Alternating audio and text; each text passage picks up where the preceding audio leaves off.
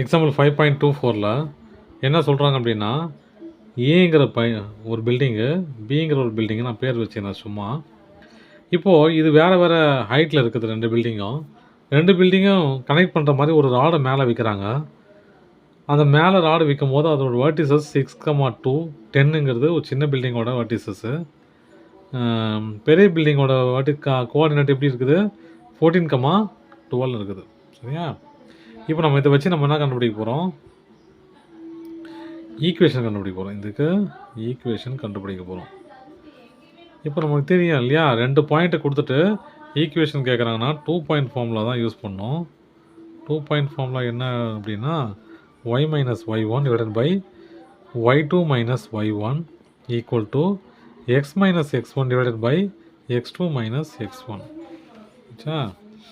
அப்போது பாயிண்ட் எடுத்துக்கணும் இல்லையா, 6,10 இது 14,12 x1 y1 இது x2 y2. இது அப்படியே இந்த ஃபார்முலாவில் இம்ப்ளிமெண்ட் பண்ணலாம்.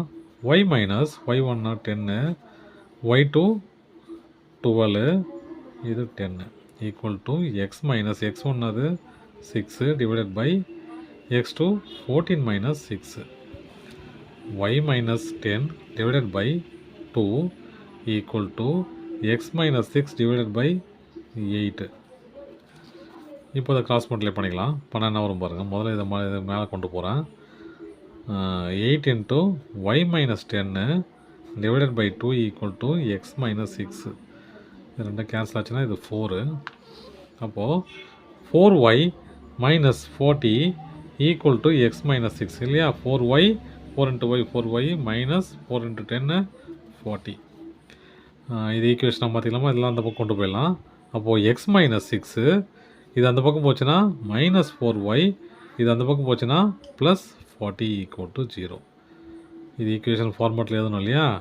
x minus 4y இது ரெண்டையும் மைனஸ் பண்ண எவ்வளோ? Plus 34 equal to 0. அவ்வளோதான்.